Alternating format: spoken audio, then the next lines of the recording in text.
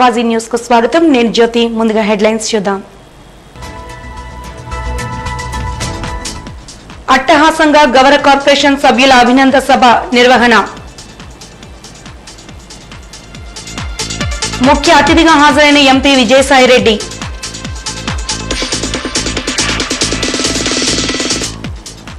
రాష్ట్రంలో అవినీతి పాలన రాజ్యమేలుతోంది. మాజీ మంత్రి అయ్యన్న ఆరోపణ.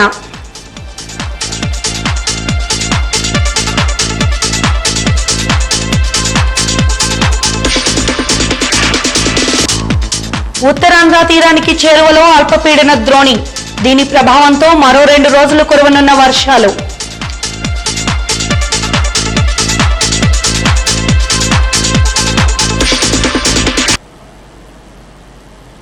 ఇక వివరాల్లోకి వెళ్తే, రాష్ట్ర గవర కులస్తుల అభ్యున్నతికి కృషి చేస్తూ గవర వెల్ఫేర్ డెవలప్మెంట్ కార్పొరేషన్ ఏర్పాటు చేసిన ముఖ్యమంత్రి జగన్మోహన్ రెడ్డికి కృతజ్ఞతలు తెలియజేశారు రాష్ట్ర గవర కార్పొరేషన్ చైర్మన్ బొడ్డేటి ప్రసాద్.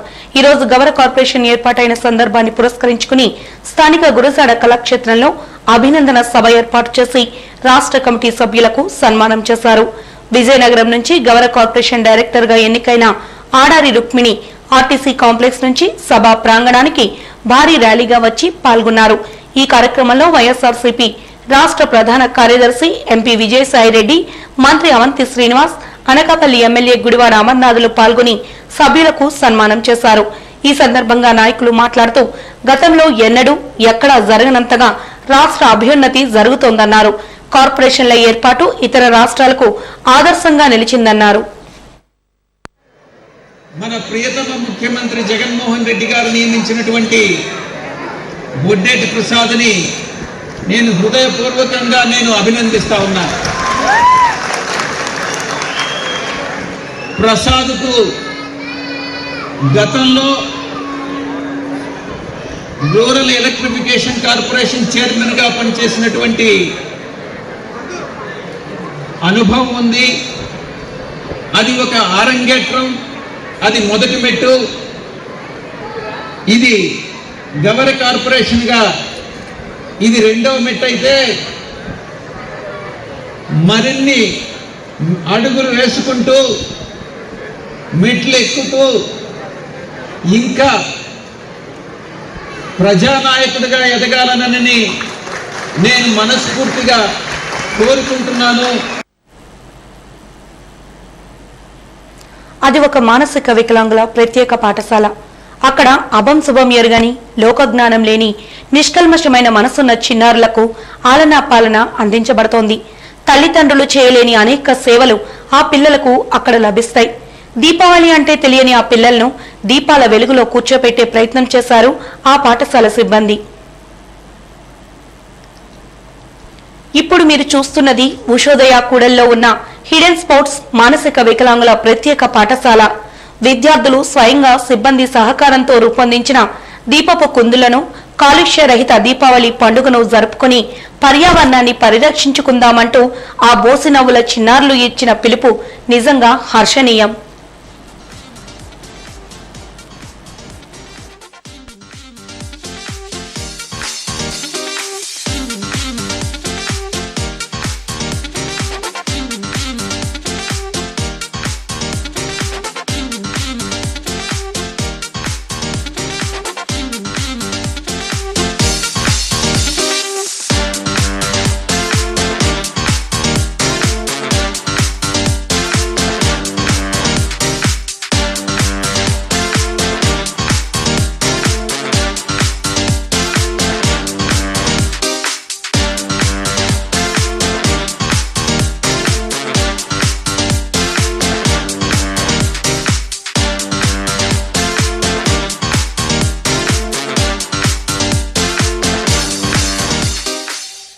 దీపావళి సంబరాలు మా స్కూల్లో ఎలా చేసుకుంటున్నాం. అంతా సారు ఎలా చేపిస్తున్నారు. పెయింటింగ్లు ఇవన్నీ మాకు వేయించి డెకరేషన్ అది అంతా చేపించారు. అందరూ ఇంట్లోనే ఉండండి. కరోనా సమయంలో ఎవరు బయట రాతండి. నెల రోజులు బట్టి ప్రమిదలకి కలర్స్ వేసి గ్లిటర్స్ వేసి ఇలా చమ్కీలు అంటిస్తున్నాం. మేము ఈరోజు మా స్కూల్లో దీపావళి జరుపుకుంటున్నాం. క్రాకర్స్ పేల్చుకున్నా ఇలా దీపాలు వెలిగించుకుంటే మంచిది కదా, అందుకే వెలిగించుకుంటున్నాం.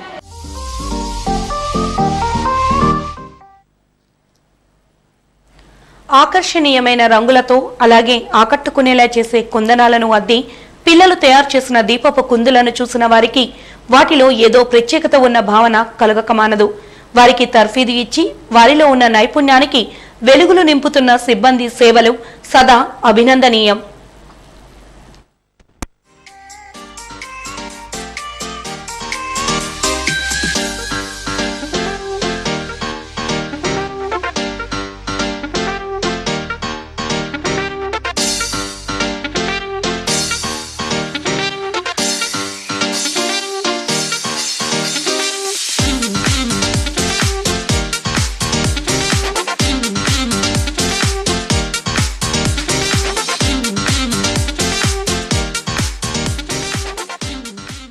గత నెల రోజులు బట్టి దీపావళికి ప్రమిదలు వేస్తూ కలర్స్ వేస్తూ పిల్లలతో ఈ వర్క్ అంతా చేయించామండి.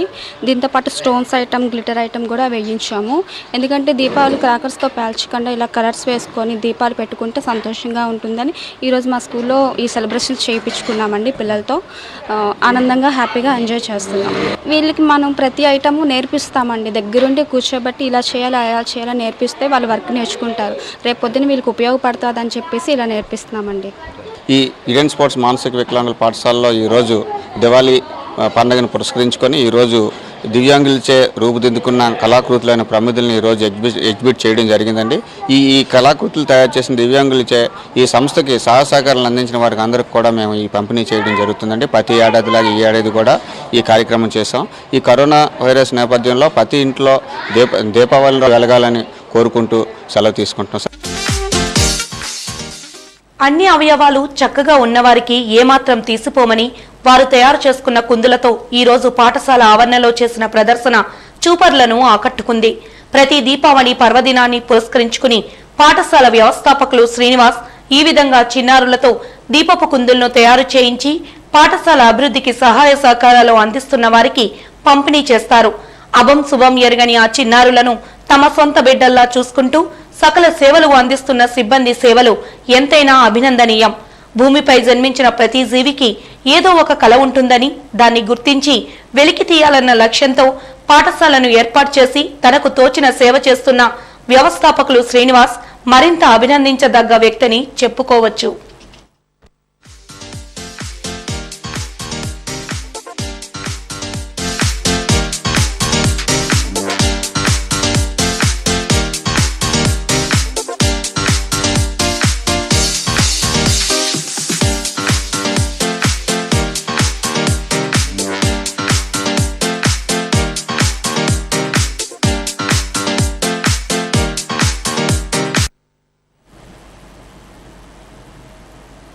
విశాఖ ఏజెన్సీ జీకే వీధి మండలం పెదపాడు వైగొందిపల్లి గ్రామానికి చెందిన 5 మిలీషియా సభ్యులు చింతపల్లి ఏఎస్పీ విద్యాసాగర్ నాయుడు ఎదుట లొంగిపోయారు. మావోయిస్టులు చేసే కొన్ని కార్యకలాపాలకు వీరు సహకరిస్తున్నట్లు మావోయిస్టుల సమావేశాలకు ప్రజలను సమకూర్చటం, పోలీస్ కూంబింగ్ సమాచారం చేరవేయటం వంటివి సుమారు 15 సంవత్సరాల నుండి మావోయిస్టు కార్యకలాపాల్లో పాల్గొంటున్నట్లు తెలిసింది. అయితే Maoist commander Kunkumpudi Hari arrest అయ్యాక పోలీసులు చేసే సేవా కార్యక్రమాలు చూసి ఏఎస్పీ విద్యాసాగర్ నాయుడు జీకే వీధి సిఐ ఎస్ఐ పిలుపు మేరకు ఈ రోజు Chintapalli police sub division ASP ఎదుట కొర్రా లక్ష్మణరావు, తాంబేలు తెలుసు, తాంబేలు బంగారాజు, కిల్లో రోబిన్, వంతల లక్ష్మణరావులు స్వచ్ఛందంగా లొంగిపోయారు.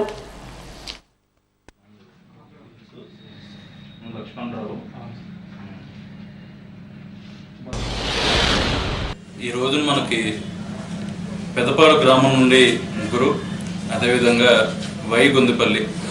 పెదపాడు వైగొందిపల్లి రెండు కూడా జీకే వీధి మండలంలో గ్రామాలు. వైగొందిపల్లి గ్రామం నుండి 2. ఎవరెవరంటే మనకి తను రైట్ సైడ్ చూసుకుంటే తీల్సు ఈయన కుర్రా లక్ష్మణరావు, బంగారు రాజు, కిల్లో రూబెన్, వంతల లక్ష్మణరావు. వీరు 5గురు కూడా మన దగ్గర ఇంతకు ముందర అంటే జాంబ్రీ ఆ టైం నుండి వీళ్ళు మిలీషియా సభ్యుల కింద పనిచేస్తూ వారి కార్యకలాపాలకు తోడ్పాటును అందిస్తూ వస్తే భోజనాలు పెట్టడము, అదేవిధంగా వారికి మీటింగ్లకి వీటికి జన సమీకరణ చేయటము, మీటింగ్లు అయినప్పుడు ఆర్గనైజింగ్ ఏమైనా ఫండ్స్ అయ్యి కలెక్ట్ చేసి వాళ్ళకి ఇవ్వడం చందాల కింద. ఈ విధంగా మావోయిస్ట్ పార్టీ వాళ్ళకి అంతకుముందు సహకారం అనేది అందించారు వీళ్ళు చాలా కాలంగా. అయితే ఈ మధ్యకాలంలో మీరు చూసుకుంటే చింతపల్లి సబ్ డివిజన్ పరంగా చూసుకుంటే మనం మావోయిస్టులకి వారి ప్రాబల్యాన్ని తగ్గించే క్రమంలో ఎంతో ముందడుగు వేయడం జరిగింది. ముఖ్యంగా ఈ మధ్యకాలంలో ఏసీఎం గెమ్మెల్ కామేష్ అలియాస్ హరి, కుంకుమపూడి హరి అరెస్ట్ తర్వాత ఎంతో మార్పు అనేది ప్రజల్లో కూడా అటు వచ్చింది. వారు గమనిస్తూ ఉన్నారు. ఎందుకంటే కుంకుమపూడి హరి అరెస్ట్ అయిన తర్వాత వారి గ్రామస్తులు మా దగ్గర స్వచ్ఛందంగా వచ్చి మాకు ఇట్లా వీధి దీపాలు ఇటువంటి కావాలని చెప్పి అడిగితే డెవలప్మెంటల్ యాక్టివిటీస్ వాళ్ళకి ఇమీడియట్గా పోలీసుల తరఫున మా అక్కడ లోకల్ ఎంపీడీఓ సహకారంతో మా సిఏ గారు, ఎస్ఐ గారు వారికి ఇమీడియట్గా వేయించడము, ఇటువంటి డెవలప్మెంట్ యాక్టివిటీస్. ఈ మధ్య చెరువుల్లో మేము పెట్టిన హెల్త్ క్యాంప్స్ కానివ్వండి, ఇంత ముందర ప్రేరణ పరంగా పిల్లలకి పాలిసెట్ కోచింగ్, ఇటువంటి కమ్యూనిటీ పోలీసింగ్ ప్రోగ్రామ్స్, అదేవిధంగా గవర్నమెంట్ విలేజ్ వాలంటీర్ వ్యవస్థల ద్వారా ఇటువంటి మరియు గవర్నమెంట్ అధికారుల ఎఫిషియన్సీ ద్వారా వీళ్ళకి అందుతున్న గవర్నమెంట్ ప్రోగ్రామ్స్ పరంగా కానివ్వండి, వీళ్ళందరూ ఒక పరివర్తన చెంది ఇక ముందర ఇటువంటి చేయకూడదు అని చెప్పి ఫిక్స్ అయ్యి మా దగ్గరకు వచ్చి వీరు స్వచ్ఛందంగా ఈరోజు లొంగిపోవడం అనేది జరిగింది. కామాంధుల వికృత చేష్టలకు మైనర్ బాలికలు బలైపోతున్నారు. సభ్య సమాజం తలదించుకునేలా జరుగుతున్న ఘటనలు మానవ విలువలను దిగజారుస్తున్నాయి. మనవరాల వయసున్న అభశుభం తెలియని బాలికపై ఓ కామాంధుడి కన్ను పడింది. ఆ బాలికపైనే మరో వ్యక్తి వికృత చూపులు కూడా పడ్డాయి. ఆ ఇద్దరు మాయమాటలు చెప్పి లొంగదీసుకున్నారు.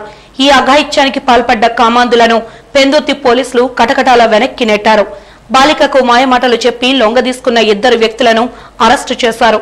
కేసుకు సంబంధించిన వివరాల్ని సిఐ అశోక్ కుమార్ మీడియాకు వెల్లడించారు. పెందుర్తిలోని ఓ కాలనీలో తల్లిదండ్రులతో కలిసి నివాసం ఉంటున్న 14 ఏళ్ల బాలికపై మభ్యపెట్టి అదే కాలనీకి చెందిన 63 ఏళ్ల సూర్యనారాయణ అలియాస్ పంతులు అత్యాచారానికి పాల్పడ్డాడు. ఇటీవల ఆ బాలిక కుటుంబం వేరే కాలనీకి మారింది. బాలిక తండ్రి అనారోగ్యానికి గురి కావడంతో తల్లి ఓ దుకాణంలో పనిచేస్తోంది. తల్లికి సాయం చేయడానికి ఆ బాలిక తరచూ దుకాణానికి వెళ్తుండేది.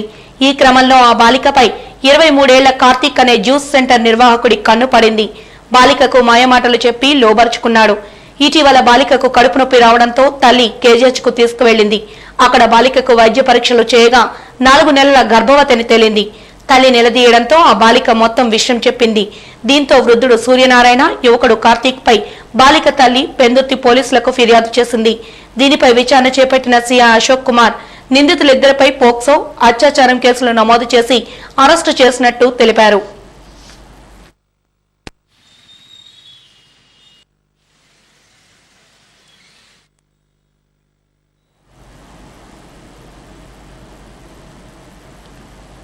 నాడు నేడు పథకంలో తీవ్ర స్థాయిలో అవినీతి జరిగిందని, దీనిపై ఏసీబీ విచారణ చేపట్టాలని మాజీ మంత్రి అయ్యన్న డిమాండ్ చేశారు. ఈ రోజు ఆయన ఒక వీడియో విడుదల చేస్తూ తన అభిప్రాయాన్ని వెల్లడించారు. గతంలో నిర్మాణం చేపట్టిన భవనాలకు మరమ్మతులు చేయడం, బెంచీలకు రంగులు వేయడం చేసి కోట్ల నిధులు దుర్వినియోగం చేశారన్నారు. ఈ విషయాన్ని మంగళవారం జరిగిన డీడీఆర్సీలో సాక్షాత్తు అధికార పార్టీ ఎమ్మెల్యే చెప్పారంటే నిధుల దుర్వినియోగంపై ఏ స్థాయిలో జరిగిందో అర్థం చేసుకోవచ్చన్నారు.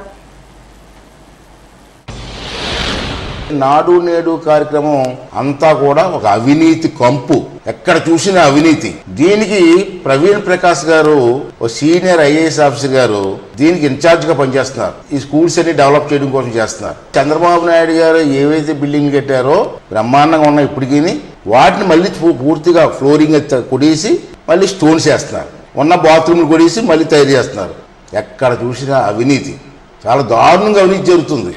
ఎవరో కాంట్రాక్ట్ ఇచ్చారు, కడప ఏరియా నుంచి కాంట్రాక్ట్లు వస్తే వాళ్ళే స్టోన్ సప్లై చేయడం. అన్ని వాడే సప్లై చేయడం, ఇవన్నీ చేసేయడం. డిపార్ట్మెంట్ వాళ్ళు ఉన్నారు, ఇంజనీరింగ్ డిపార్ట్మెంట్ ఉన్నారు, దీనికి సంబంధించిన ఇంజనీరింగ్ డిపార్ట్మెంట్ వాళ్ళేమో బుక్ పేమెంట్స్ ఇవ్వడం కోసం కొలతలు అయితే తీసి ఎంబుక్ తయారు చేయడం. హెడ్ మాస్టర్ గారు, స్కూల్ కమిటీ, అక్కడ ఉన్న టీచర్స్ కమిటీ కలిసి ఈ వైఎస్ఆర్సీపీ నాయకులు భయింపించి వాళ్ళ చేత సంతకాలు పెట్టించి బిల్లులు మార్చేసుకుంటారు. ఎంత ఘోరం అండి. ఇప్పటికే రాష్ట్రంలో ఇసుక కుంభకోణం, అన్ని కుంభకోణాలు జరుగుతున్నాయి. పిల్లలు స్కూల్లో కూడా కుంభకోణం చేసేస్తారా? నిన్న విశాఖపట్నంలో మీటింగ్ అయింది, DDRC మీటింగ్, అంటే ప్లానింగ్ బోర్డు మీటింగ్ అనుకుంటాను. ఆ మీటింగ్లో జిల్లా ఎమ్మెల్యే, ఒక ఎమ్మెల్యే నాడు నేడులో అవినీతి జరుగుతుంది, చాలా ఘోరంగా అవినీతి జరుగుతుందని మాట్లాడిన సందర్భం కూడా నిన్నే చూసాం.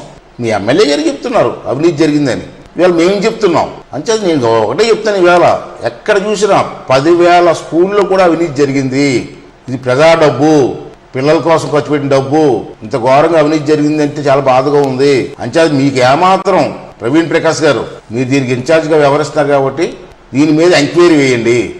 ఎక్కడెక్కడ అవినీతి జరిగిందో ఆ లోకల్గా ఉన్నటువంటి ప్రజలు చెప్పడానికి సిద్ధంగా ఉన్నారు. అంచేది మంచి ఎంక్వైరీ వేయండి. ఈ ఆఫీసులతో ఎంక్వైరీ కాదు, ACB ఎంక్వైరీ వేయండి, వాస్తవాలు బయటపడతాయి. మీకు నిజంగా శ్రద్ధ ఉంటే, పిల్లల మీద ఇంట్రెస్ట్ ఉంటే, స్కూల్స్ మీద ఇంట్రెస్ట్ ఉంటే ఇమీడియట్గా ACB ఎంక్వైరీ చేసి వాస్తవాల ప్రజలకు చెప్పవలసిన అవసరం ఉందని చెప్పి ఈ సందర్భంలో డిమాండ్ చేస్తున్నాను. మాట తప్పం మడమ తిప్పం అన్న వైసీపీ ప్రభుత్వం ఇళ్ల విషయంలో మాత్రం మాట తప్పిందని బీజేపీ సీనియర్ నాయకులు విష్ణుకుమార్ రాజు విమర్శించారు. విశాఖలో ఆయన విలేకరులతో మాట్లాడారు. కేంద్రం పేదల ఇళ్లకు సబ్సిడీ ఇచ్చిందని, లబ్ధిదారులకు ఎన్నికలకు ముందు పెద్ద పెద్ద మాటలు చెప్పిన జగన్ అధికారంలోకి వచ్చాక విఫలమయ్యారని మండిపడ్డారు. ఇసుక పాలసీ వల్ల రాష్ట్రంలో నిర్మాణ రంగం కుదేలైందని విష్ణుకుమార్ రాజు విమర్శించారు. అలాగే రాష్ట్ర అభివృద్ధికి కేంద్ర ప్రభుత్వం ఎల్లప్పుడూ అండగానే ఉంటుందని, ఎంతమంది స్వలాభపరులు అడ్డంకులు వేసినా బీజేపీ ప్రభుత్వం మాత్రం పెద్దపీట వేస్తుందని ఘంటాపదంగా చెప్పారు. కరోనా పోరాట యోధుల కోసం కేంద్రం 7,000 కోట్ల రూపాయల నిధులు మంజూరు చేసిందన్నారు. 3 నెలల నుంచి ప్రభుత్వం వైద్య సిబ్బందికి జీతాలు ఇవ్వడం లేదని చెప్పారు. KGH లో జీతాలు లేక వైద్య సిబ్బంది ఇబ్బంది పడుతున్నారని తెలిపారు. రాష్ట్రంలో కక్ష సాధింపు చర్యలే తప్ప అభివృద్ధి జరగడం లేదన్నారు. ఇళ్లు లేక పేదలు ఇబ్బందులు పడుతున్నారని పేర్కొన్నారు. ఒక పక్కన కరోనా పూర్తిగా తగ్గలేదు, కొంచెం తగ్గుముఖం పట్టింది అని అనుకుంటే నిన్న సుమారు 1800 కేసెస్ రావటం జరిగింది. మరి కరోనా వారియర్స్ పైన ఈ ప్రభుత్వము చిత్తశుద్ధి లేనటువంటి పరిస్థితి ఏర్పడింది. దీనికి కారణం ఎవరో అనేది తెలుసుకోవాల్సిన అవసరం ఈ రాష్ట్ర ప్రభుత్వం పైన ఉంది. హౌసింగ్ ఇదొక పెద్ద ప్రాబ్లం కింద తయారైంది. ప్రధానమంత్రి నరేంద్ర మోడీ గారు ఈ భారతదేశంలో ప్రతి ఒక్కరూ కూడా ఇల్లు లేనటువంటి వారు ఉండకూడదు, 75 సంవత్సరాల స్వాతంత్రం పూర్తయ్యే నాటికి అందరికీ ఇల్లు ఉండాలి అనే ఉద్దేశంతో దేశవ్యాప్తంగా కూడా ఏ గవర్నమెంట్కి ఎన్నెన్ని హౌసెస్ కావాలో అవన్నీ కూడా శాంక్షన్ చేయటం జరిగింది. మన ఆంధ్ర రాష్ట్రానికి కేంద్ర ప్రభుత్వము 7,01,000 ఇళ్ళు కేటాయించడం జరిగింది. అంటే కేటాయించడం అంటే ఒక్కొక్క ఇంటికి 1,50,000 రూపాయలు సబ్సిడీ కేంద్ర ప్రభుత్వం ఇస్తుంది. కేటాయించిన తర్వాత ఇదివరకున్న చంద్రబాబు నాయుడు గారు 4,74,000 ఇళ్లకి టెండర్స్ కాల్ ఫర్ చేయటం జరిగింది. కాంట్రాక్ట్స్కి అవార్డ్ చేశారు. కానీ స్థలాన్ని చూపించటంలో కొన్ని లోటుపాట్లు వచ్చిన వలన కేవలము 3,13,300 ఇళ్ళు గ్రౌండ్ అయినాయి, అంటే పని మొదలు పెట్టడం జరిగింది. 3,13,000 ఇళ్ళు సుమారు. మొదలైన తర్వాత ప్రభుత్వము మారిన తర్వాత ఎవరైతే లబ్ధిదారులు ఉన్నారో వాళ్ళు బాధలు వర్ణనాతీతం. కారణం ఏంటంటే ఇదివరకు జగన్మోహన్ రెడ్డి గారు పెద్ద పెద్ద మాటలు చెప్పారు, చాలా పెద్ద మాటలు. 18/8/2018 నాడు ఆనాడు నర్సీపట్నంలో కూడా ఒక పబ్లిక్ మీటింగ్లో గౌరవనీయులైన ప్రస్తుత పార్లమెంట్ సభ్యులు విజయసాయిరెడ్డి గారు, అట్లాగే ప్రస్తుత ఎమ్మెల్యే అనకాపల్లి ఎమ్మెల్యే అమర్నాథ్ గారు, ఇంకొక ఎమ్మెల్యే గారు అందరూ ఉన్నప్పుడు వారు పబ్లిక్ స్టేట్మెంట్ ఏమని ఇచ్చారంటే, కేంద్ర ప్రభుత్వము 1,00,000 సబ్సిడీ ఇస్తున్నారు, రాష్ట్ర ప్రభుత్వము 1,00,000 సబ్సిడీ ఇస్తున్నారు, 3 లక్షలు పోయిన తర్వాత కూడా ఈ రాష్ట్ర ప్రభుత్వము మీ దగ్గర నుంచి మళ్ళీ 3 లక్షల రూపాయలు తీసుకుంటుంది. ఈ 3 లక్షల రూపాయలు కూడా మీ పేరున అప్పు కింద రాసి ప్రతి నెల 3,000 రూపాయల చొప్పున 20 సంవత్సరాలు కట్టించుకునే దౌర్భాగ్య పరిస్థితి వస్తుందనే ఉద్దేశంతో వారు మాట్లాడటం జరిగింది. కుల మత రాజకీయాలతోటి సంబంధం లేకుండా నిరుపేదలందరికీ కూడా ఉచితంగా ఇళ్ళు ఇస్తాం. 5 సంవత్సరాల్లో 25 లక్షల ఇళ్ళు కడతాం. నిరుపేదలకి ఇళ్ల స్థలాలు ఇస్తాం. అది వారు చెప్పింది. అంటే 3 లక్షల రూపాయలు ఉచితంగా ఇస్తారు. అంతకుముందు కేంద్ర ప్రభుత్వము రాష్ట్ర ప్రభుత్వము 1,00,000 రూపాయలు కాకుండా ఇంకా 3 లక్షలు ఉచితంగా ఇవ్వాలి. కానీ ఈ ప్రభుత్వము ఎక్కడ పేద ప్రజలకి ఉచితంగా ఇవ్వాలో అనే ఉద్దేశంతో 7 లక్షల ఇళ్ళు శాంక్షన్ అయినప్పటికీ కూడా ఆ 3,13,000 ఇళ్లతోనే ఆపేశారు. సంవత్సరంన్నర నుంచి ఒక్క అంగుళం కూడా ముందుకు వెళ్ళలేదు. కారణం, ఇంకా కాంట్రాక్టర్స్కి పేమెంట్లు ఇవ్వక నానా ఇబ్బందులు పెడుతూ రకరకాల కారణాలతోటి ఈ రాష్ట్ర ప్రభుత్వము పేద ప్రజల్ని పెడుతున్న ఇబ్బందులు అంతా ఇంత కాదు. ఏదో విధంగా అర్హత లేకుండా చేసి డబ్బులు కట్టిన వాళ్ళకి అదే డబ్బులు వెనక్కిచ్చే పరిస్థితి ఈ రాష్ట్ర ప్రభుత్వం చేస్తుంది. మేము డిమాండ్ చేస్తున్నాం, పేద ప్రజలకి ఎవరు కూడా బ్యాంకుల ద్వారా రుణ సదుపాయం లభించదు కాబట్టి వాళ్ళు 4 రూపాయలు వడ్డీలతోటి అప్పులు తీసుకుని ప్రభుత్వానికి కట్టారు. కాబట్టి సంవత్సరన్నర క్రితం ఎవరికైతే మీరు ఇల్లు ఇవ్వలేకపోతున్నారో, మాట మార్చి ఇల్లు ఇవ్వకుండా మీరు చేస్తున్నారో వాళ్ళకు మాత్రము మీరు డబుల్ మనీ ఇవ్వాలి. 1,00,000 రూపాయలు కట్టిన వారికి 2 లక్షల రూపాయలు ఇవ్వాలి. కారణం ఏంటంటే దానికి వడ్డీ కూడా మీరు కలిపి ఇవ్వాలని చెప్పి మేము తెలియజేసుకుంటున్నాం.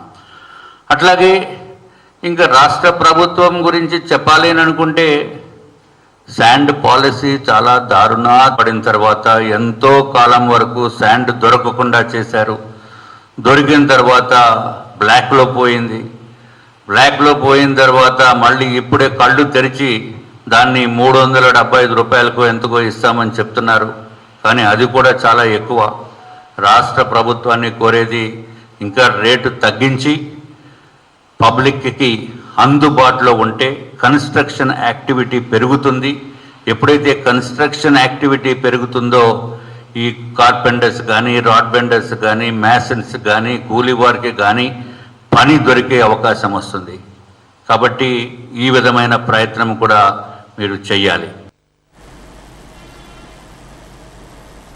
విశాఖ ఏజెన్సీ చింతపల్లి ఘాట్ రోడ్ నుండి నర్సీపట్నం మీదుగా ఉత్తరప్రదేశ్కు అక్రమంగా తరలిస్తున్న గంజాయిని ముందస్తు సమాచారం మేరకు నర్సీపట్నం పోలీసుల బృందం చాకచక్యంగా పట్టుకుంది.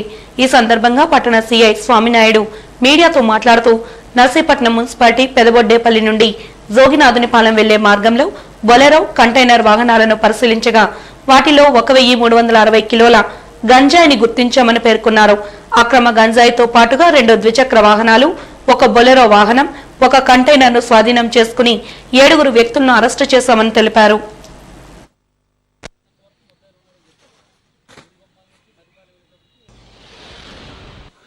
మాకు రాబడినటువంటి సమాచారం మేరకు మా ఎస్ఐ లక్ష్మణరావు గారు ఆయన సిబ్బందితో కలిసి బొడ్డుపల్లి నుంచి జోగినాథపాలెం వెళ్ళే రూట్లో జోగినాథపాలెం దగ్గరలో మోటు వేసి ఉండగా ఒక 2 బైకుల పైన 2 వ్యక్తులు, అదేవిధంగా ఒక Bolero pickup vehicle, 1 container vehicle కూడా రావడం జరిగింది.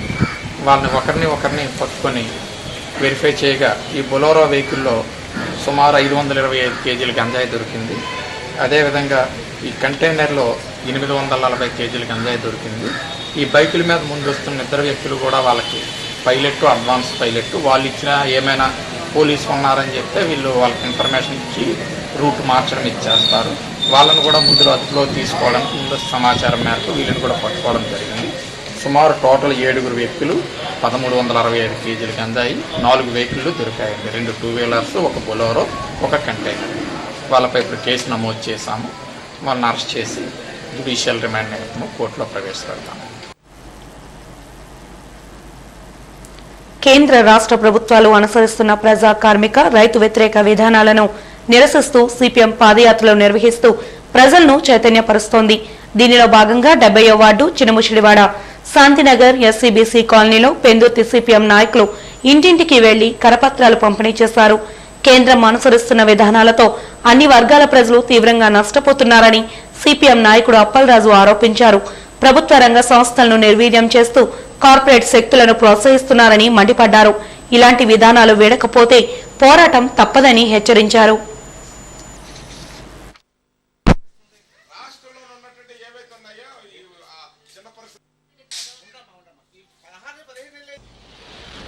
వాస్తవంగా నరేంద్ర మోడీ రెండోసారి అధికారంలోకి వచ్చిన తర్వాత దేశం యొక్క సంపదను బహుళజాతి అమెరికా యొక్క బహుళజాతి సంస్థలకు అప్పచెప్పడానికి ప్రయత్నం చేస్తున్నారు.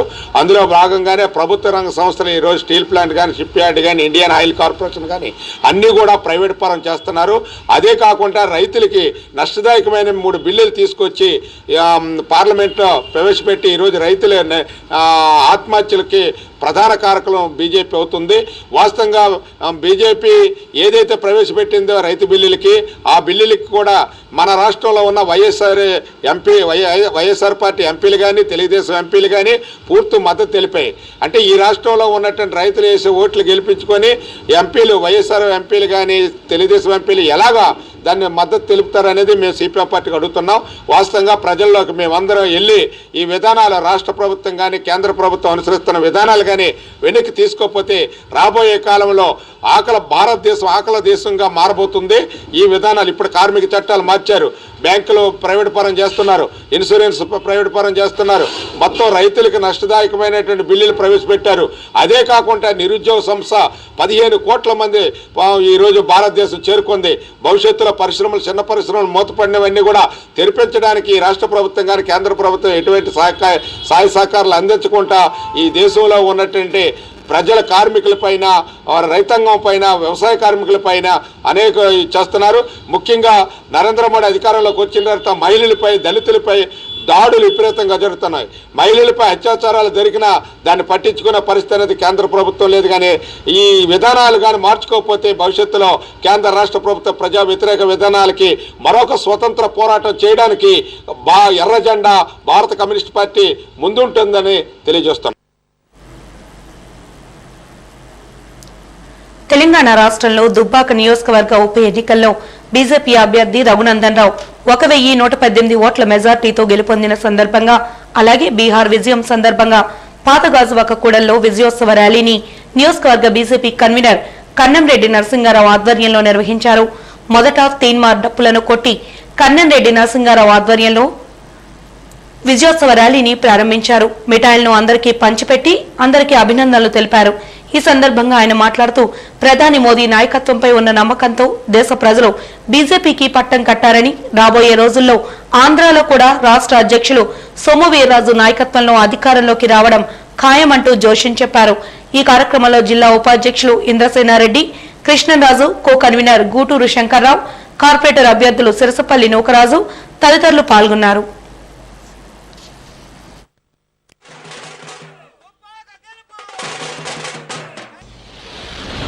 దుబ్బాకలో జరిగిన ఉప ఎన్నికలో మా బీజేపీ పార్టీ అభ్యర్థి రఘునందరావు గారు 1118 ఓట్ల మెజారిటీతో గెలుపొందారు. అదేవిధంగా అక్కడ బీహార్లో జరుగుతున్నటువంటి ఎన్నికల్లో కూడా 130 సీట్లు పైగా ముందంజలో ఉండి మరి విజయం దిశగా కొనసాగుతున్నది.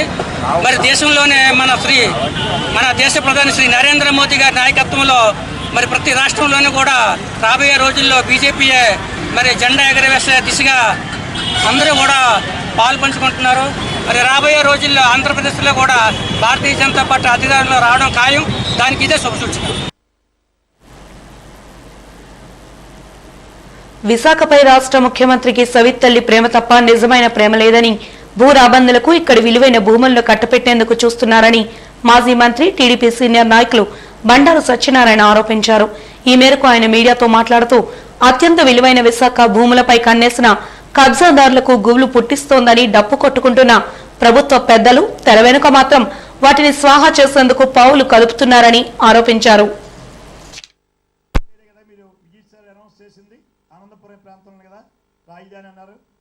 కొండ మీద సైట్ చూశారు కదా, కోర్టులో ఉన్నప్పుడు కూడా కార్యాలయం స్టార్ట్ చేశారు కదా మీ ముఖ్యమంత్రి గారి విశ్రాంతి భవనం. మరి మీ విజయసాయి చెప్పినటువంటి నేను ఆనందపురంలో ఎక్స్ సర్వీస్ మ్యాన్ ల్యాండ్ కొన్నారని ఉద్యోగాలు వస్తాయా జగన్మోహన్ రెడ్డి గారు? అలాంటి కార్యక్రమాలు చేయడం మానేసి డీడీఆర్సీలో నిన్న చూస్తే సిగ్గుపడాను నేను. అయ్యో డీడీఆర్స్ అంటే ఏవో సమస్యలు వస్తాయో, గ్రాంట్లు వచ్చాయేమో, రోడ్లన్నీ అధ్వానంగా పోయినాయి. దాని మీద డిస్కస్ చేయలేదే? మీరు వెళ్ళండి గ్రామాల్లో, విశాఖపట్నం నిన్న జరిగిన ఎజెండా అంతా చూడండి. విజయసాయి రెడ్డి గారు మాటలన్నీ కూడా భూముల మీదే. మేము మొత్తం చెప్తున్నాం, మీకు విశాఖపట్నం మీద ప్రేమ లేదు. జగన్మోహన్ రెడ్డి అండ్ కో, విజయసాయి రెడ్డి గారు అండ్ కో ఓబీలు కలిసి విశాఖపట్నం భూమి మీద కన్నేశారని విశాఖ ప్రజలకు గ్రహించింది ఇప్పుడు కాదు. 2014లోనే స్వయంగా మీ అమ్మగారిని కడపలో పెట్టకుండా నీ సొంత మీ నాన్నగారు నువ్వు పోటీ చేసిన కాన్స్టిట్యున్సీ వదిలేసి విజయం విశాఖపట్నం వచ్చినప్పుడే ప్రజలు గ్రహించి మీ అమ్మగారిని ఓడించారంటే జగన్మోహన్ రెడ్డి గారు మీ తత్వం, మీ నైజం విశాఖ ప్రజలకు తెలుసు. మరి నిన్న కూడా మేము అనేకమైన విషయాలు చెప్తున్నాం, దానికి ఇవాళ సమాధానం లేదు. ఇది ఇన్సైడర్ ట్రేడింగ్ రాదండి జగన్మోహన్ రెడ్డి గారు. నేను మీ విజయసాయి రెడ్డి గారు చెప్పిన మాటలు, కార్తీక వనంలో మీ పార్ట్నర్ పదే పచ్చాలు చెప్తున్నాం, ఎవరో మెగా కృష్ణారెడ్డి. మీరు కాదని ఖండించగలరా విజయసాయి రెడ్డి గారు? మెగా కృష్ణారెడ్డి మీ పార్ట్నర్ కదా, ఇప్పుడు మీ కాంట్రాక్టర్ కదా, మీకు మీకు మీ మనసే కదా. మరి ఇవాళ బే పార్క్లో మీరు ఖండించగలరా? మీ విజయసాయి రెడ్డి మీ అల్లుడు వాళ్ళ బెదిరించి 6 ఎకరాలు కొన్న విషయం అది ఇన్సైడర్ ట్రేడింగ్ రాదా అండి? మరి రామానంద తీర్థం సైటు అదో పక్క పని అవుతుంది, అదే లాక్కోవడానికి అప్పుడే ప్రయత్నాలు జరుగుతున్నాయి. అంటే మీరు చేసే పని వేలకు వేల ఎకరాలు ఇన్సైడర్ ట్రేడింగ్ చేసుకుంటూ విశాఖ ప్రతిష్ట మంటగా ఎత్తున్నారు. మీ విజయసాయి రెడ్డి గారు అంటే కో జగన్మోహన్ రెడ్డి తెలియనట్టు తలుపులు వేసుకొని తాడేపల్లి ఆ ఇంద్రభవనంలో ఉండి ఇక్కడ కార్యక్రమాలు జరుగుతూ ఉంటే ఏమిటండి ఇదంతా? రెండోది ఏదైనా ఇష్యూ ఉన్నప్పుడు ఆ ప్రాంతంలో ఒక ఎమ్మెల్యే రేట్ చేస్తాడు, ఏమంటే నా కాన్స్టిట్యున్సీలో పలానా భూ ఆక్రమణ అయిపోతుంది, పలానా కాన్స్టిట్యున్సీలో అక్కడ ప్రాబ్లమ్స్ ఉన్నాయని. ఎక్కడో నరవలో మా పూర్వ నేను ప్రాతినిధ్యం వహించిన పెందుర్తి మండలం నరవ గ్రామంలో 110 ఎకరాలు గత 15 ఏళ్ళుగా రెవెన్యూలో ఫారెస్ట్లో ప్రాబ్లమ్స్ నడుస్తూ ఉన్నది. అది ఎప్పుడు నడుస్తుంది, ఇంకా రెవెన్యూలోని ఫారెస్ట్లోని డిస్ప్యూట్లో ఉంది. అది ఎలా గుర్తొచ్చిందండి విజయసాయి రెడ్డి గారికి నిన్న డీడీఆర్సీలో? ఎవరు చెప్పారండి మీకు? విజయసాయి రెడ్డి గారు అంటే విశాఖ జాయింట్ కలెక్టర్ పదవిలో వేణుగోపాల్ రెడ్డి గారు లేరు, విజయసాయి రెడ్డి గారు ఉన్నారు. ఎక్కడ భూములు కొంటున్నారు, ఎవరు కొంటున్నారు, ఎంత కొంటున్నారు, దాంట్లో ఏమిటి ఉంది మొత్తం A to Z 22A మొత్తాన్ని కూడా మీరు కావాలంటే విజయసాయి ఆఫీస్కి వెళ్ళండి, పేజీలు తీయండి, మీకు అన్నీ ఉంటాయి. ఇదే ఉదాహరణ మీకు. సరే ఎమ్మెల్యేలు పైకి లాగారే ధర్మశ్రీని, మా జిల్లా ఎమ్మెల్యే ఏదో కొనుక్కున్నాడు పాప హాస్పిటల్, మా జగన్మోహన్ రెడ్డి రాజధాని అనౌన్స్ చేశాడు, ధరలు పెరిగితేని. నేను ఆయన ఏం పాపం విమర్శించట్లేదు, మన ఏదో పెళ్లి చేసుకున్నాడు పాపం, ఇంట్లో శుభకార్యం చేసుకున్నాడు. ఆయన ఏదో పాప ఎక్స్ సర్వీస్ మ్యాన్ గారు కొనుక్కుంటే తాగబెట్టి లాగా విజయసాయి రెడ్డి గారు సంతోషం. మరి ఎందుకు రాగలేదు? బేపాలకి మీకు కనపడలేదా? కార్తీక వనం మీకు కనపడలేదా? హైగ్రీవా భాగం మీకు కనపడలేదా? రామానంద తీర్థం మీకు కనపడలేదా? రేపు మాకు వాటర్ క్లబ్ ఫైల్ తీయించావే, మరి ఎందుకు నువ్వు ఫైల్ తీయలేదు? పాప రామానంద తీర్థ ఏదో మా భూములు ఉన్నాయే, అవి ఎందుకు పైకి తీసావు? ఇవన్నీ ఎలా వస్తున్నాయి పైకి నీకు ఇన్ఫర్మేషన్? విజయసాయి రెడ్డి గారు ప్రేమ సమాజంలో ఎప్పటి నుంచో చిన్నప్పుడు చిన్న ప్రేమ సమాజం, అందులో అవతారం తీసుకొని కాదండి నాకు ప్రేమ సమాజం ఒక సాంఘిక సోళవరంలో కానీ మా చిన్నప్పటి నుంచి వస్తున్న సమాజం అది. మరి అవన్నీ ఆగినప్పుడు ఇవాళ వచ్చాయి మీకు ఇన్ఫర్మేషన్. ఎక్కడో నరవలో ఉన్నటువంటి 110 ఎకరాలు వాస్తవం అది. నేను కాదనట్లేదు.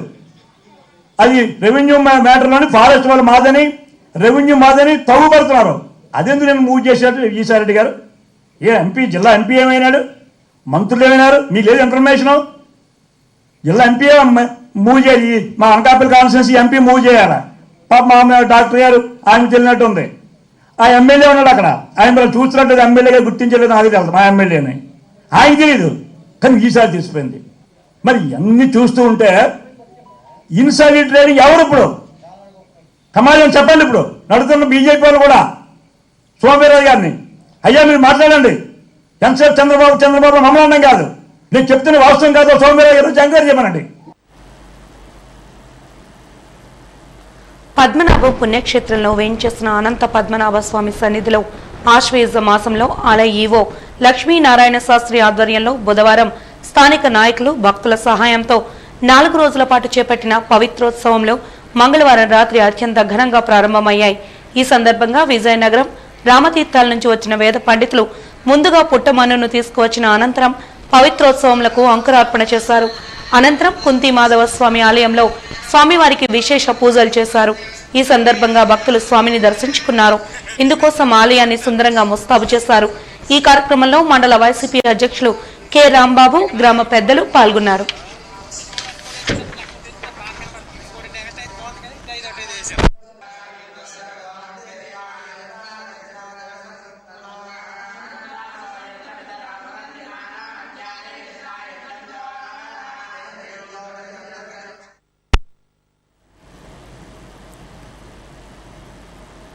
నైరుతిని ఆనుకుని ఉన్న పశ్చిమ మధ్య బంగాళాఖాత ప్రాంతాలలో కొనసాగుతున్న అల్పపీడన ద్రోణి ఈ రోజు శ్రీలంక తీరానికి దగ్గరలోని నైరుతి బంగాళాఖాతం నుండి ఉత్తరాంధ్ర తీరానికి దగ్గరలోని పశ్చిమ మధ్య బంగాళాఖాతం వరకు సముద్ర మట్టం నుండి 1.5 కిలోమీటర్ల ఎత్తు వరకు కొనసాగుతోంది. వీటి ప్రభావంతో ఆంధ్రప్రదేశ్ రాష్ట్రంలో రాగల 3 రోజుల వరకు వాతావరణ సూచనలను భారత వాతావరణ శాఖ విడుదల చేసింది. మరింత వాతావరణ అప్డేట్ ని మా ప్రతినిధి ప్రసాద్ అందిస్తారు. నైరుతి మరియు పశ్చిమ బంగాళాఖాతంలో కొనసాగుతున్నటువంటి అల్పపీడన ద్రోణి ఇప్పటికీ కేరళ తీరానికి తాకుతుంది. అక్కడి నుంచి నేరుగా ఇటు ఆంధ్ర వైపు పయనిస్తుంది. దాని కారణంగానే ప్రస్తుతం వాతావరణంలో కూడా మార్పులు సంభవిస్తున్నాయి. అదేవిధంగా నిన్న అర్ధరాత్రి నుంచి కూడా వాతావరణంలో మార్పులు ఏర్పడ్డాయి. మనం సముద్ర తీరంలో ఉన్నాం.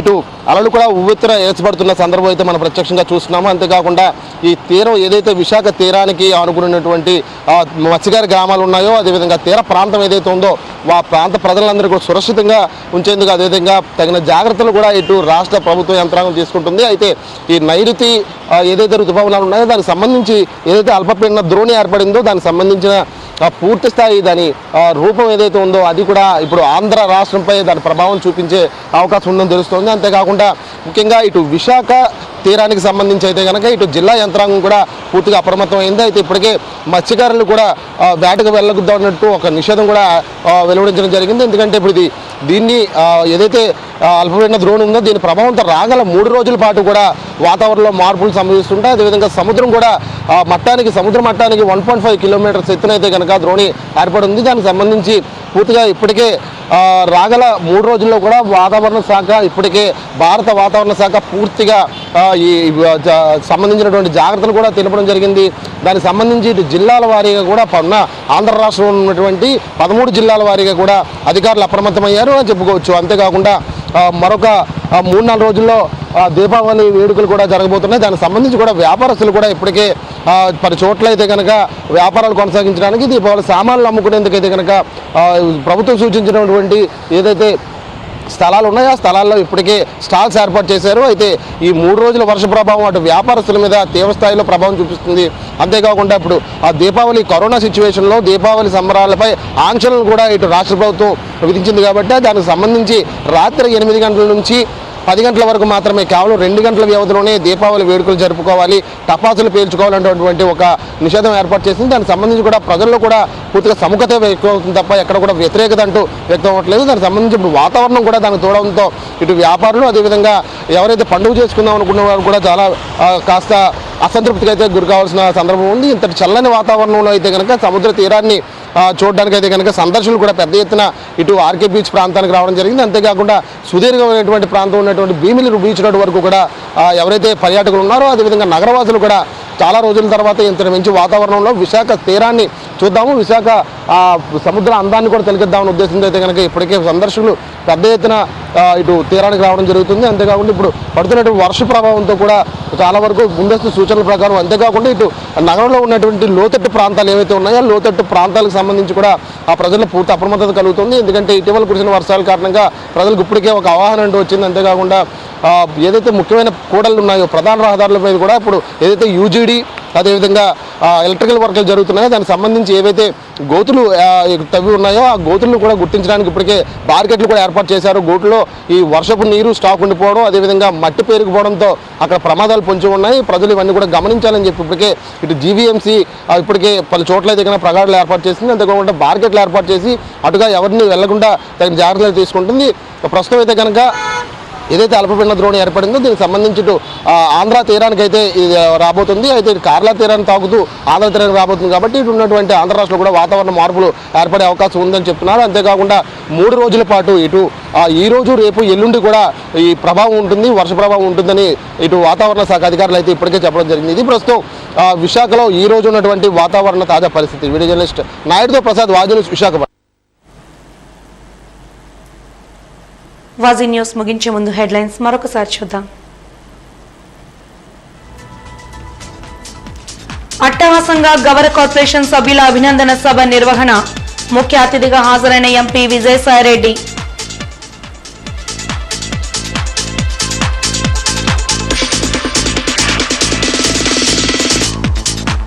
రాష్ట్రంలో అవినీతి పాలన రాజ్యమేలుతోంది. మాజీ మంత్రి అయ్యన్న ఆరోపణ.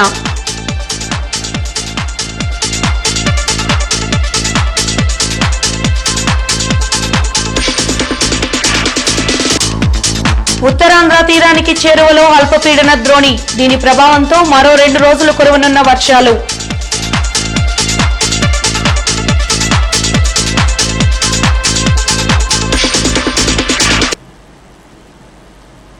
వాజీ న్యూస్ ఇంతటితో సమాప్తం. నమస్కారం.